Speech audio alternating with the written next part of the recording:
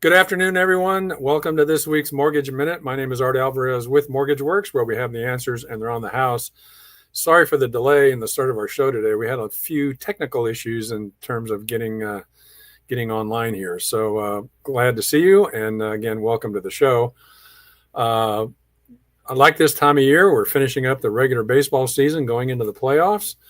And frankly, I know everyone's got a different opinion, but I think nothing is better than playoff baseball. So we'll see how that plays out. So there's some pretty good races there. And of course, what's really interesting is Cal Raleigh with the Seattle Mariners.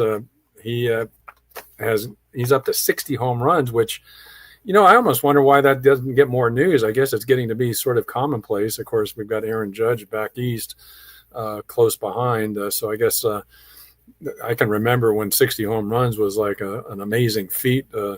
Oftentimes was considered never to happen again. So I guess it's just something that's getting to be more commonplace. And by the way, you might notice I'm a little red eye. I had a little attack by my contact lens. So that's why my left eye is looking the way it is. But all is good, and a day or two it'll be fine. So want to go ahead and give you an update on the bond and mortgage market, especially after the Fed meeting last week, when everyone in great anticipation was expecting that to once again be the start of a trend downward in mortgage rates. So first we'll pull up our rate grid.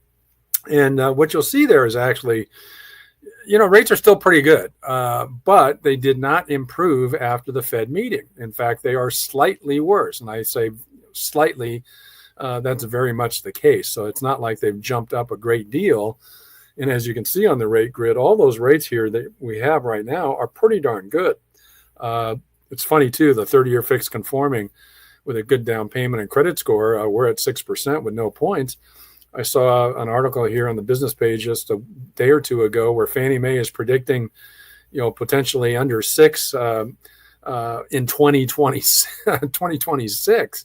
And when I opened up the article just to see what the actual number was they're predicting, well, in reality, Fannie Mae is predicting that we'll be at around 6 at the end of next year. Well, guess what? We're already there, folks.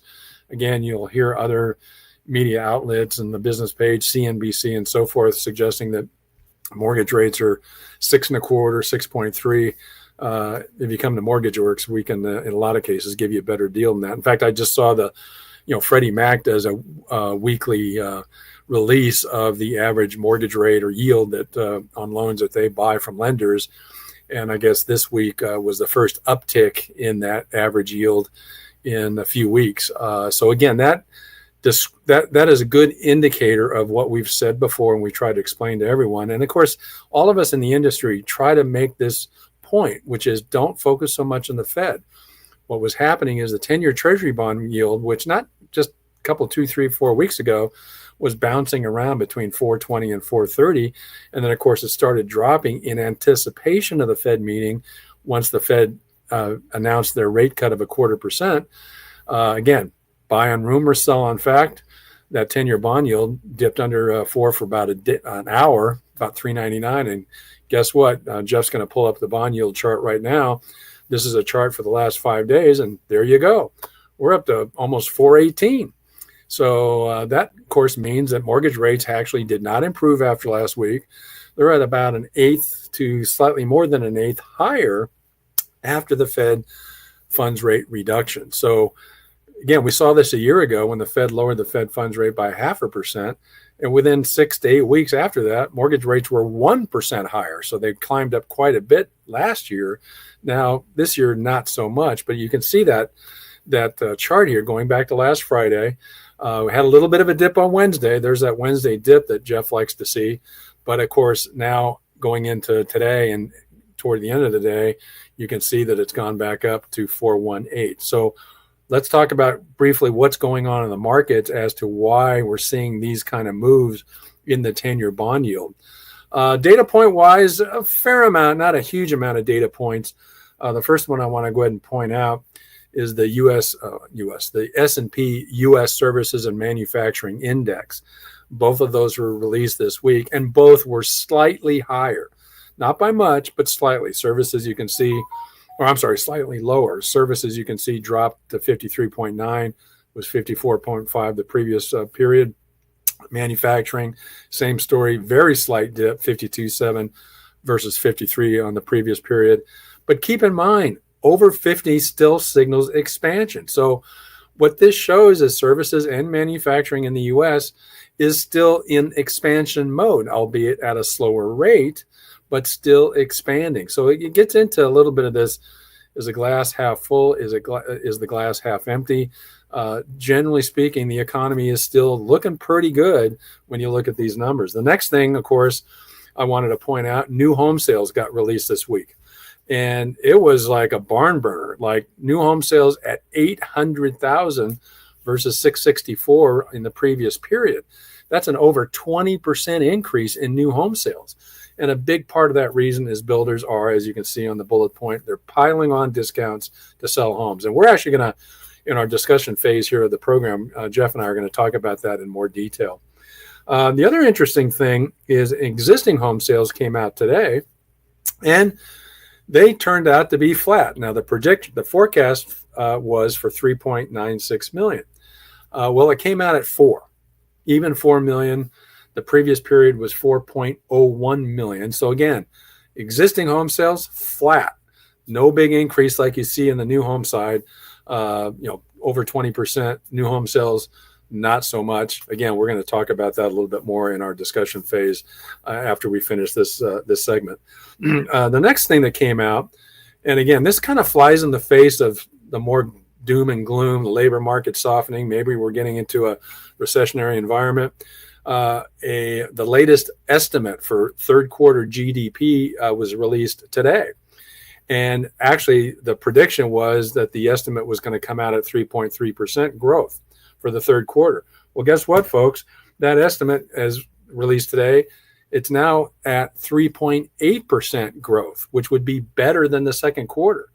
So again, all these headlines about the softening labor market, the softening economy, gee whiz, we're seeing services, manufacturing are still in expansion mode, and the GDP is now estimated to be almost at 4% for the third quarter. Of course, we'll know that in a couple of weeks.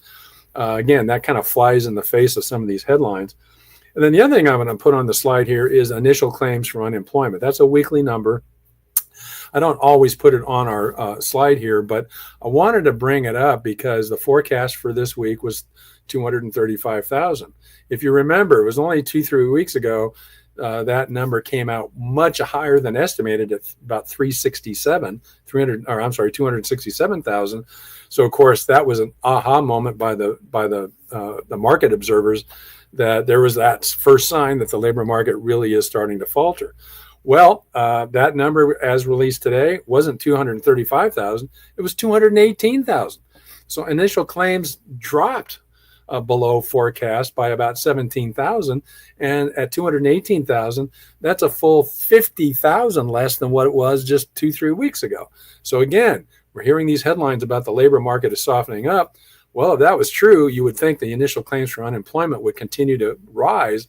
That's not happening. It looks like that 267,000 initial claims a couple of weeks ago was a little bit of a flash in the pan. And as I recall, part of that was attributed to the Texas floods.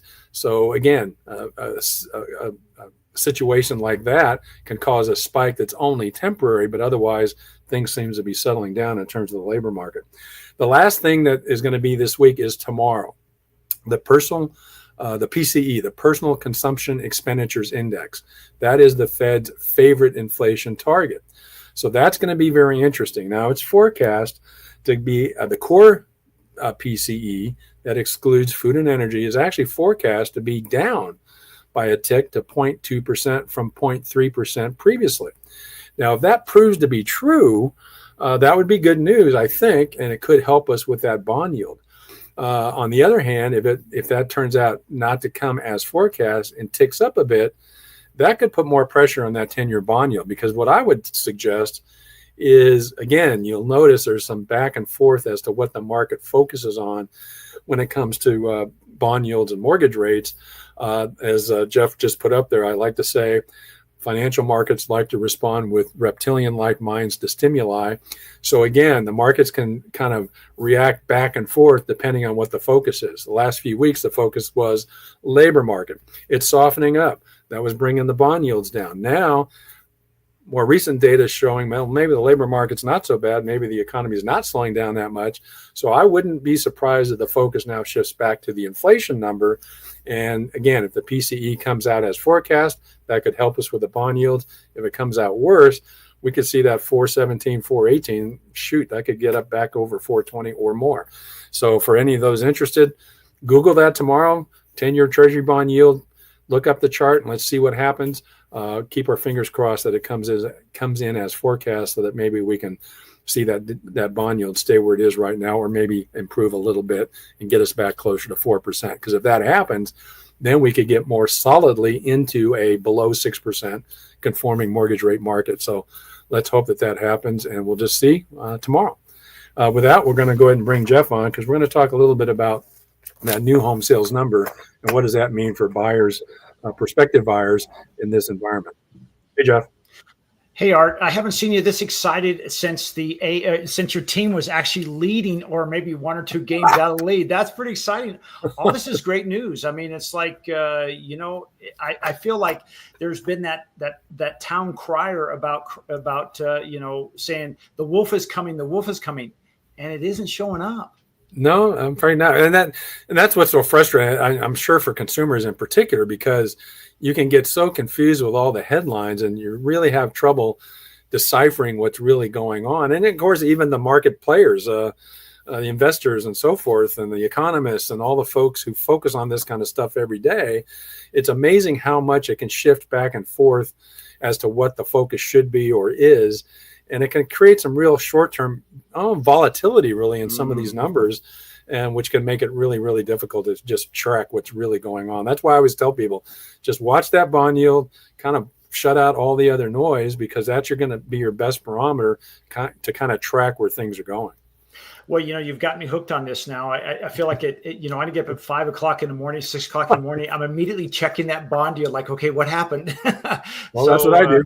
Yeah, and so I'm glad to see everything as far as the real data points, not an opinion, but real data points are really, positively. When you said the growth from 3.3 was the forecast in this 3.8, that's pretty amazing. It is. Now, of course, it's still a forecast because we're not quite done with the third quarter. The third quarter is over next Wednesday, October 1. And then, that number for GDP third quarter will be out probably a couple of weeks after that. But, those kind of forecasts are certainly pretty educated guesses, right? I mean, it's, professionals who look at this stuff every day and try to make these predictions, these forecasts that a lot of investors and market players rely on. It's fairly unusual for them to be, well far off. I can remember second quarter, the Atlanta Fed was predicting a 3.8. Didn't quite get there. It was about 3.3. In fact, I think it was actually 3.2, and then it got revised to 3.3. And so we could have that happen again, where with this forecast of 3.8, could it come up short and be back to the low threes? Perhaps, but gee whiz, 3% growth rate is really good. Yeah. Especially when you look at the first quarter, when it was like below 2, and what was it, or actually maybe negative a little bit. So the point is, a 3% growth rate, should that bear out, is tremendously good news. That's a pretty strong growth rate for the economy. If we could sustain that, then I would argue, yeah, things are not that bad, and that labor market's going to hold up pretty well. Well, I think it's exciting that, we hear about all the negative news, the tariff, and we've talked about this many times about, Chairman Powell. It will be, well, he's just baking in his decisions not to do anything on the rates because of the tariff and the inflation and the job market. And yet all of these things are like not happening. How could someone at that level, and again, it's just conjecture, but how can someone at that level be missing these points so dramatically? Well, I think there's, when he, as he always does after the 2-day meetings where they make the announcement on a rate cut or a rate increase, depending on the situation and when it's happening, he does a press conference where he's going to, get questions and explain what they did and why they did it. And at that last press conference, with this latest reduction, he continued to hang on to the notion that they're going to maintain a relatively or at least a modest restrictive policy. And the translation there is, we're not quite ready to say, yeah, things are definitely softening. We're going to commit to a certain number of rate cuts. There's still some uncertainty about, are we going to have 2 more rate cuts this year? And of course, he had suggested that it may not be more than 1 next year. So, and that's part of why when the announcement of the rate cut occurred, that bond yield briefly went down to 399. But then when the press conference occurred, by the end of the day, it was back to 408. And in large part, that was because of his comments about, yeah, we think there's some signs of the labor market softening, but it's still strong, is what he said. It's still relatively strong. So it's like, oh, well, then maybe you're not going to lower it, as much and as frequently as we were hoping going forward. And so that's what the market reacted to, is simply his comments after the decision was announced. And so what'll happen here is, if we see this, with this 3.8%, and that bears out, and of course, with that initial claims of unemployment dropping below forecast and 50,000 less than it was a couple of weeks ago, that starts to say, well, maybe the labor market's not so bad, which, as we've talked about, unfortunately, in the mortgage business, as it relates to mortgage rates, bad news is generally good news. So if the labor market bad news that we've been hearing isn't as bad as we thought, that starts to cause those bond yields to go back up. And then what happens? Oh, well, if the labor market's not so bad, let's go back and look at inflation.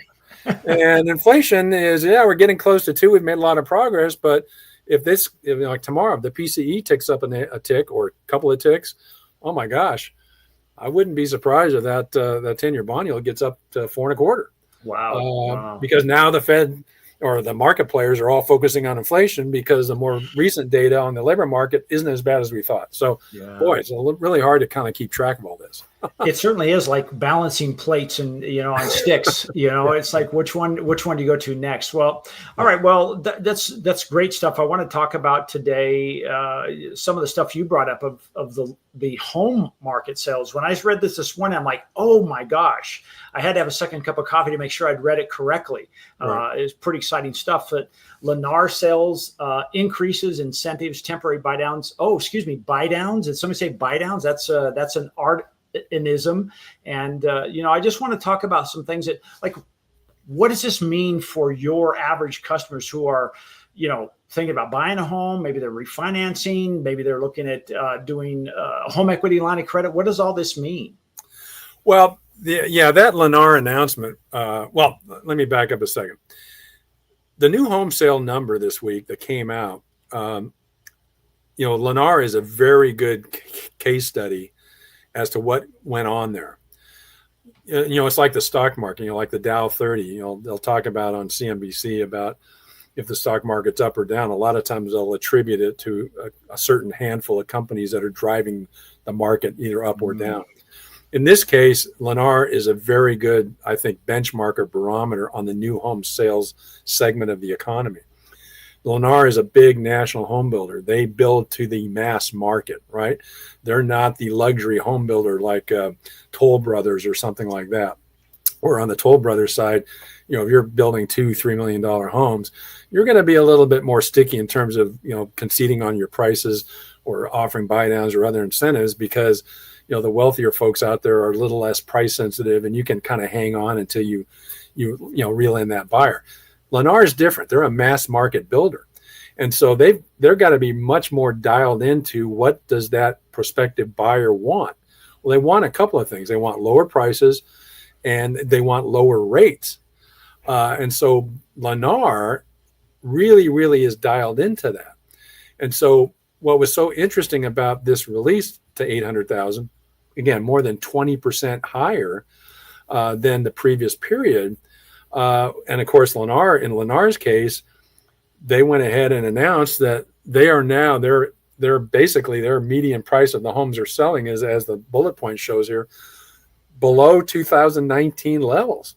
That's a big wow number, because in 2022, they were at 25% above 2019 levels. So they've gone all the way back down to below 2019. That's a signal that Lennar basically read the tea leaves and realized We're a mass market builder. We're building a lot of homes. In fact, their sales were up, right?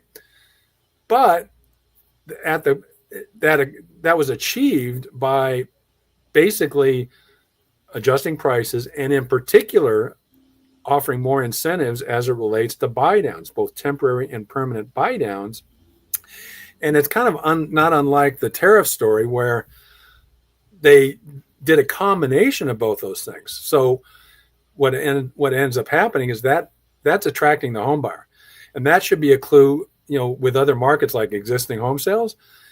There is very good price elasticity when it comes to home prices and mortgage rates. So Lennar is providing a very good example. If you focus on that, if you're a seller of homes, you're going to see a response in terms of higher sales. And that's what's happened. And so what that does is, I think it tells the prospective home buyer out there, they are basically conceding to that prospective home buyer their negotiating power. Lennar is basically saying, look, you can come at us and try to negotiate with us, but we're going to do that for you. We're going to kind of negotiate the other way and say, look, we're going to cry uncle. We need to move some inventory. So we're going to go ahead and, sharpen our pencil on price.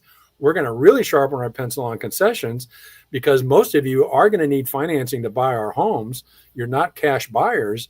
And what is the biggest thing you're complaining about? Mortgage rates are too high. So we're going to take care of that and give you something, frankly, an offer you can't refuse. And I think that's what's happened. Well, we've talked so many times in the past what the average, let's say a home price is that's on the market and what actually sold for.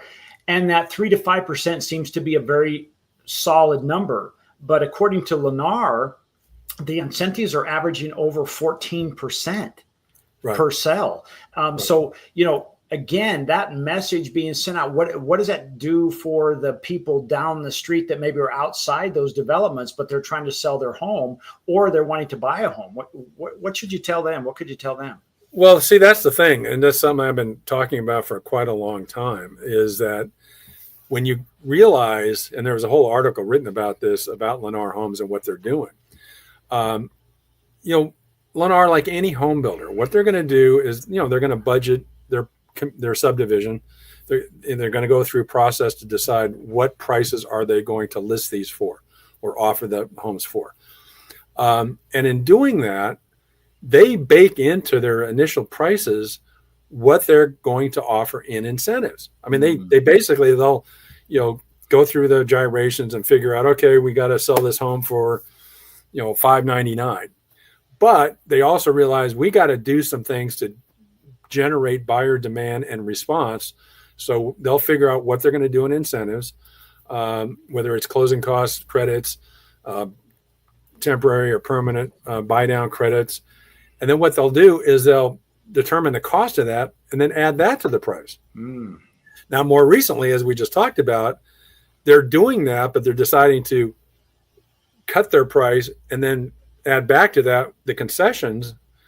And so as a result, as you just pointed out, those sales that they've been booking, 20% higher than the previous period, it baked into those prices is this 14% worth of concessions, right? Yeah. If you're a seller of an existing home, you got to realize that that's your competition.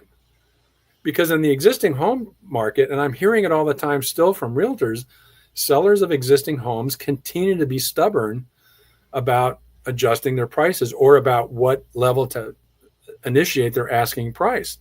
They continue to not accept what's going on out there, and they're kind of living in this la-la land that they don't need to worry about Lennar. They think their home is a castle, and they're going to ask for a premium price just because. But then what you hear as a result is there's quite a few listing agents, certainly in this market, here in the Coachella Valley and in other markets too, where some of these homes are starting to sit on the market for a good amount of time. So I think the lesson here for a prospective home buyer is the builders are conceding to you that you have the negotiating power. Again, as I said, they've already baked in the negotiation for you and given you this offer you can't refuse. So if you're a prospective home buyer, I hate to say it, darn well probably better look at new homes as an option if you're ready to buy, because they do a better job of addressing your biggest complaint: mortgage rates, what your payment's going to be, not just the price of the home. Although again, we keep talking about they did adjust their prices too. So for the buyer of looking to buy, you can't discount a new home as a consideration. Now, I hate saying that, because especially if you go to Lennar, they're in the mortgage business. So you go buy a home at Lennar, me and most of the people who do what I do aren't going to get a shot at providing those loans. But what's really kind of frustrating is sellers, those who own existing homes and are going to list their home for sale. I think they got to embrace the fact that folks like Lennar are their competition. And I'd like to see a couple things. When a listing agent is getting a listing, they're going to go through a similar process and talk to that seller about, we got to figure out what we're going to ask for this home, what we're going to list it for. I would argue that conversation should be expanded to include, hey, Mr. Seller, let's talk about, should we offer some incentives when we initially list the home? Because that's what home builders do, right? Yeah. Let's do that. Let's figure out some incentives, and maybe we market the home at a particular price. Now, let's decide on a price. And again, maybe we decide we're going to list for $599. Well, we'll tell you what, why don't we try something? Let's list for $6.25. But in there, we're going to say, look, we'll market the home with full price offer. We'll offer, an interest rate buy down. Now, you can't get too specific about the rate and all that, because you get into disclosure rules and APR and all that. But that, to me, I think is a conversation an agent who's trying to get a listing with a seller ought to consider.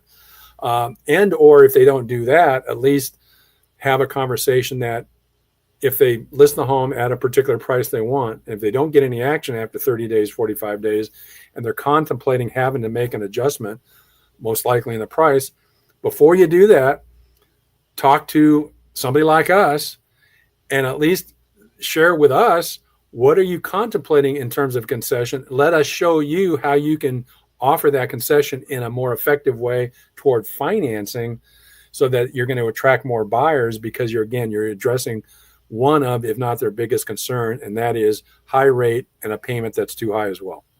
Yeah, I think back when you go to buy a car, and they very rarely sell you on what the car costs. It's like, what are my monthly payments? And if it's affordable, I can afford it. Then if it becomes not affordable, you ask the next question of like, well, what's the interest rate you're charging me? And that's an opportunity. Well, as you've shown out here, Lennar is already on top of that. And they basically say, hey, we've already put that opportunity in our sales pitch. We're ready for it.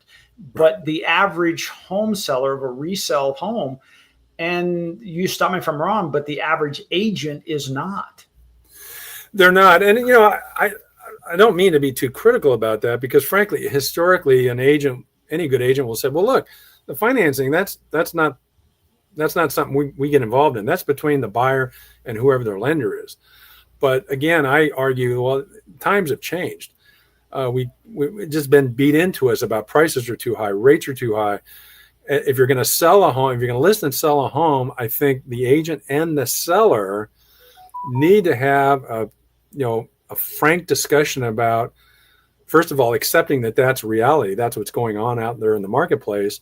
And then deciding, do they want to do anything about it strategically to make their listing stand out among all the others that are out there, where they're just asking for a premium price and then, hoping for the best, and then having to make adjustments, usually by just dropping the price after 30, 45 days and not really addressing the buyer's main objective. And it holds true on the other side too. If you're a buyer's agent, time and again, you're going to get with a buyer, you're going to have them sign an agreement where you're going to represent them.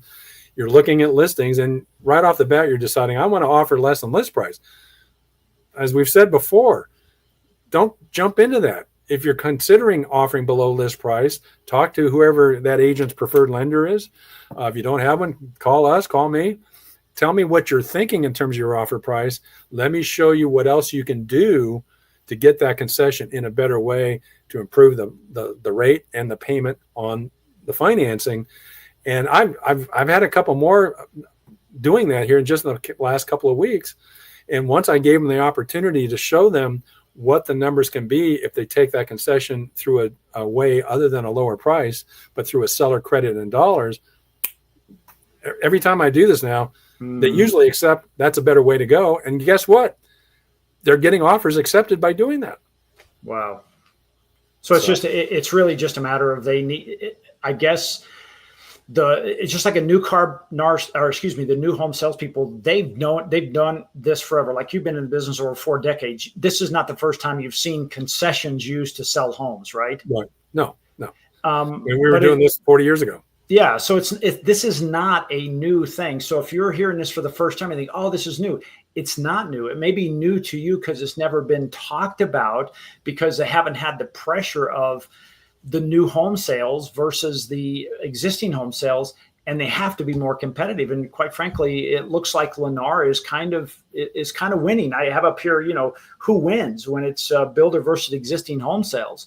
And, it's like, who wins? Well, I guess it depends on how you're negotiating and setting up. And I like what you're saying is make sure you get with somebody like Art and say, why don't we structure it a little differently?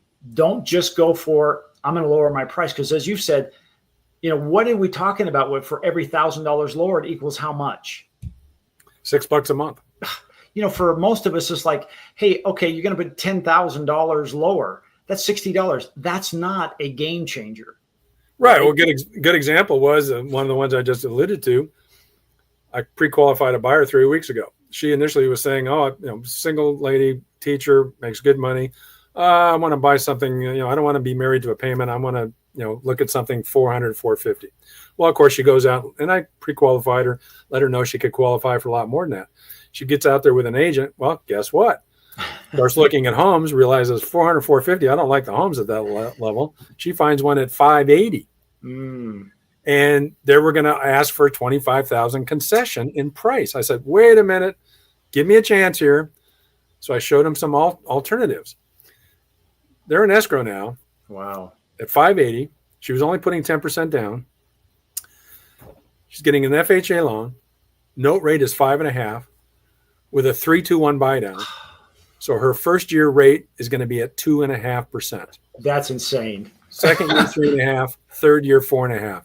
There's your 3-year window for rates to improve. In the meantime, she's well below market, and it allowed her to buy a much nicer, bigger home that she wouldn't have otherwise pursued because of her focus on payment and not wanting to be overextended on payment. And even at the 580 note rate at 5.5, she's very well qualified. So that's a good example of what I think should happen in most cases now, because the market has shifted. There is more leverage with the buyers now versus the sellers previously. And I just feel like a lot of buyers simply are not fully taking advantage of that because they're not getting these alternative ideas when they're first looking around and getting with an agent. It's always that old school, well, I just try to get a better price and then, feel good about that you did that without realizing there's a much better way. I'm gonna put this out there. We weren't prepared for this, but I think what I'm going to do is you have a short, I think it's like 18-minute webinar on what is a buy down. How does that work? Yeah. And we have a link for that. And what I'll do is I'll put it in the comments. So if you're interested in that, you can kind of get an idea, because it may be one of those things where you're with your agent and your agent is really not in tune or aware of what a buy down is. And it may be up to you as a buyer to say, hey, what if we tried this? Are you open to this? And when they ask, well, I'm not sure, or they say, yeah, we can do it, but I'm not 100% sure, that's where you get Art involved. But it gives you an idea. It kind of pre-educates you before you get out there. Are you okay with me putting that out there? Well, very much so, because one of the things I'd like to see is if a prospective buyer is finally going to get out there and try to buy a home, and when they are looking for an agent to represent them, or they have one that is going to represent them, I think the prospective buyer ought to drive this process. In other words, they should be telling to their agent who they're going to execute a contract with to represent them. Let the agent know, look, here's the kind of homes I want. Here's the price level. I've been pre-qualified. And by the way, to the extent we think there's an opportunity to get some concessions, let their agent know, I am interested in not just lowering the price. I'm interested in how can I get concessions in dollars to help with my loan, because that's what I got to pay every month. And if I want to find out, is there a better way to get that concession, not in price, but toward my loan, so I have a much more comfortable payment? I think prospective buyers need to drive that discussion to their agent, not just wait for their agent to come to them with that idea. I'll make sure to put that link in there. This last point, which I think we've already talked about, but I think I want to just kind of wrap it up by pointing this out, that margins are shrinking, and this is with Lennar's information. And Lennar's margins had dropped from nearly 30% in 2022 are to 17.5% today. Now, let's face it, 7.5% is still a nice margin, but that's a massive cut. Does this signal more room for negotiation and better deals for buyers and for homeowners who this could this spill this pressure over to people, whether it's refinancing or equity, to the equity market? Well, a couple of things about that. Yes, that was part of what Lennar discussed in their numbers as part of this 800,000. That in order to achieve what they did in terms of an increase in sales, they had to accept much lower margins. In that respect, it's kind of analogous to what we've been hearing about tariffs, right? When the tariffs thing first came out, it was like, oh my gosh, that's going to increase prices to everybody. That's going to be inflationary. That's what the Fed was over focused on. Well, guess what's happened? Well, corporations ended up essentially absorbing a lot of those tariffs, not passing it on to the customer. And so in that respect, that's what Lennar's been doing.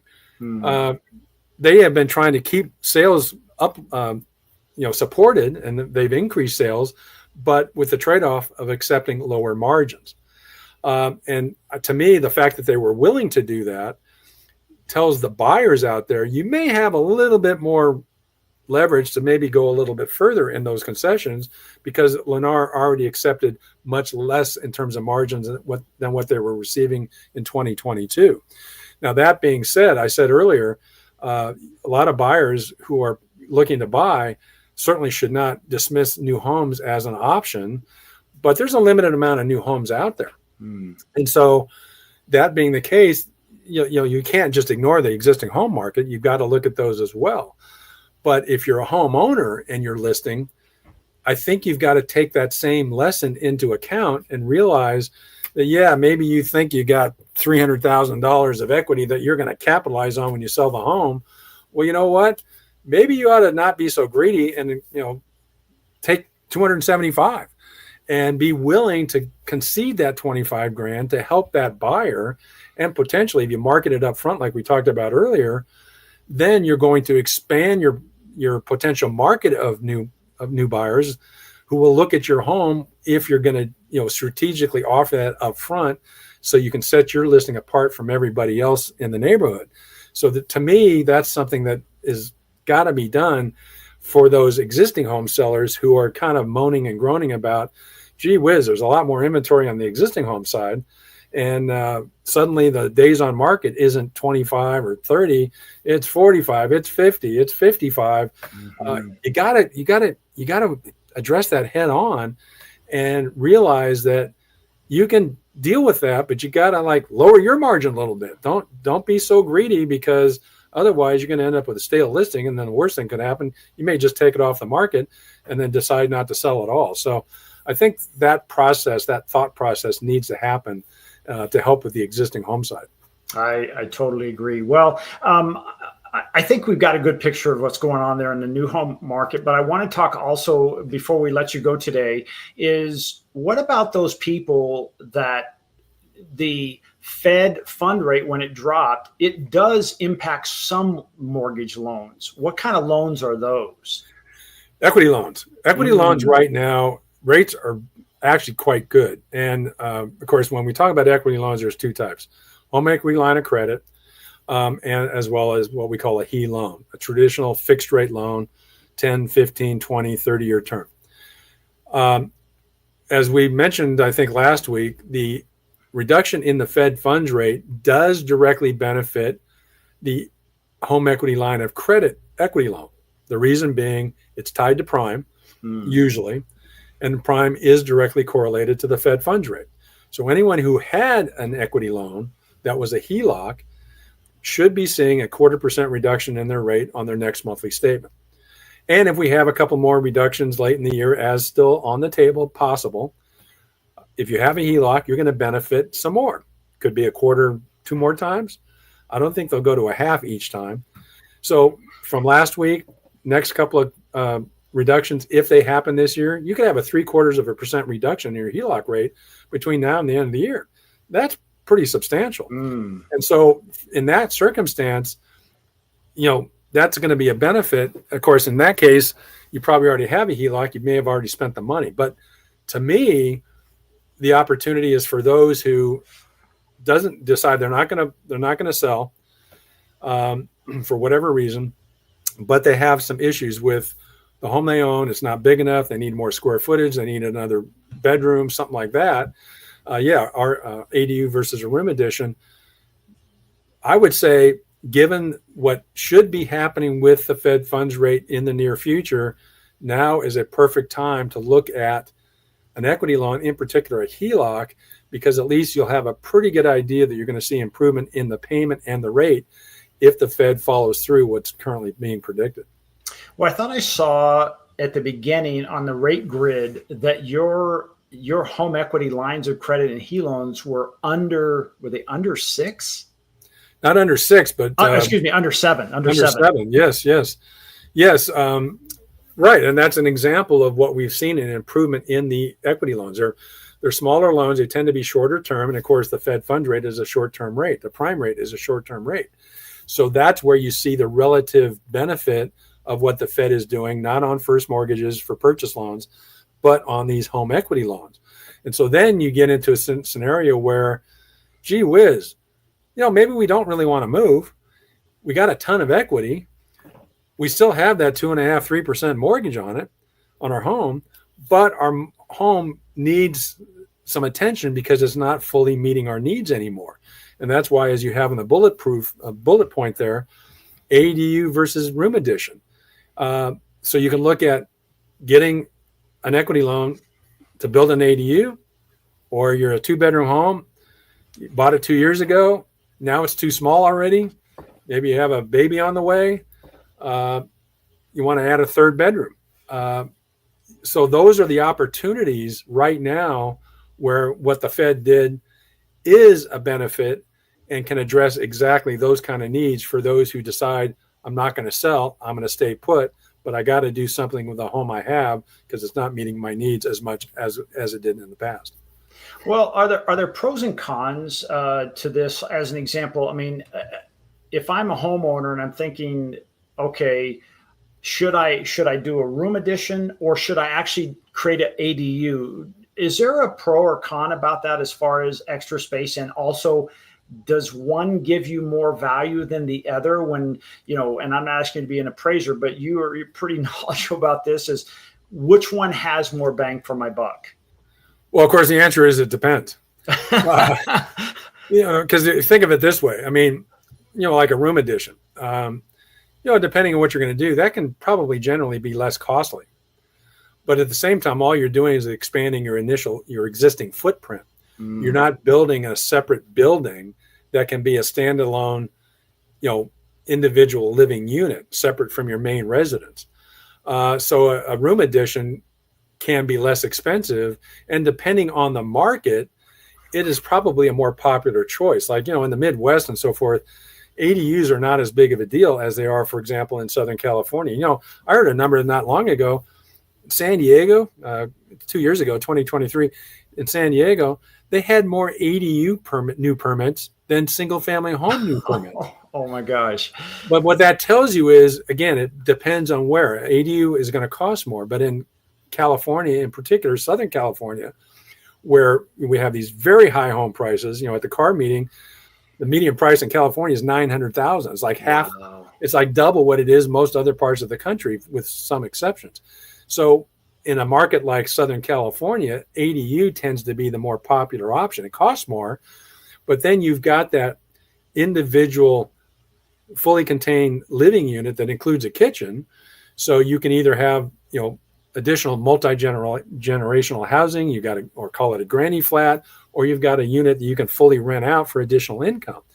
That's not going to happen with a room addition. So it really depends on, where you're at in terms of market, what the local market's needs are in terms of more housing. That's going to, basically have the most bearing on which is a better choice, ADU or room addition. But the main point is right now, the cost to do something like that, meaning the rates that people are going to pay to extract their equity to do one or the other, or quite frankly, maybe both, is really good. Yes. Yes, very much so. Yeah. I mean, it wasn't long ago that, a fixed rate equity loan, for example, was well into the 7s and 8s, and they've come down quite a bit. And I also argue that a lot of times, when you're talking about, do I get a HELOC or do I get a fixed rate second, a HE loan, in my mind, a lot of that should have to do with what are you using the money for? If it's a specific project, either a room addition or redoing your kitchen or redoing your bathroom or adding a bathroom, or if it's you want to build an ADU, well, I think future draws are maybe not that important. It might be better off to take that HE loan because you have a specific need, you have a specific amount of money you need, get that loan, get the money all at once, and get built what you want to build. Now, that flies in the face of what I also just said, where with a HELOC, you have the potential of lowering that rate further if the Fed lowers the Fed funds rate. With a HE loan, you're getting a fixed rate second, so there's no adjustments, there's no reduction in the rate when the Fed lowers the Fed funds rate. But right now, a lot of HE loans, at least initially, are offering a better rate than a HELOC, even with the reduction we had last week. So it could take another 2 or 3 reductions in Fed funds before a HELOC rate is as good as or better than a HE loan. So that's where you have to sort of kind of be a future teller and decide what do you think the future holds in terms of where rates are going. But I think a HE loans actually have gotten much more popular than they have in the past for the reasons I just described. Well, it reminds me of that old saying, a bird in the hand is worth more than 2 in the bush. Yeah. And, if you're doing a HELOC, not that I'm opposed to that, if you're doing a HELOC, you're hoping the rate will continue to go down versus, hey, I locked it in and it's good. It's great right now. If I'm not mistaken, I was thinking back around January, weren't those rates up around 9? Well, yeah. Well, remember that back then the prime rate was 7.5. Which again directly tied to prime or to Fed funds, and so with the reductions we've had, now it's 6 3/4. So with that, you start to see there's the benefit with what the Fed's done, but again on equity loans, not on first trust deeds. Right. And just lastly, I want to kind of get an idea. Hey, what does this do for people that are possibly thinking about reverse mortgages? Because I remember you did several shows on this. I think it's so important that 71% of people that are thinking about retirement are really unclear of, and in fact, they're saying, hey, I maybe outlive my money. I'm concerned about that. So is this making it better, worse, or staying the same with the Fed rate? A little better. Actually, again, the most popular reverse mortgage product, the one that's done most over all other products in the U.S. is the FHA HECM. And the most popular FHA HECM choice is the monthly CMT life cap of 5%. Well, again, when you're talking about an adjustable rate loan that's tied to a short-term index, like the constant maturity Treasury index, that's a relatively short-term index, and therefore what we've seen in terms of reductions in the Fed fund rate is helping the rates on these type of reverse mortgages slide down a little bit. So I think for that reason, it can be a very good option for somebody who's been on the fence because to the extent you draw any money out, the rates are a little bit better than they were before. And to the extent you don't need all the money at once and you set up the rest as a line of credit, that line of credit is going to grow over time based on the rate that you can now get. So in my mind, timing is as good, if not better, to look at a reverse mortgage if you've been on the fence about them up till now. One last question, and I'll let you go. Am I, as a person who does a reverse mortgage and they have a large amount of equity, do they have that same opportunity to say, hey, I want to build an ADU out there that becomes an income producing product for them, or are they limited to where they can spend that money? No, they're not limited at all. I mean, you can pretty much use the proceeds any way you like.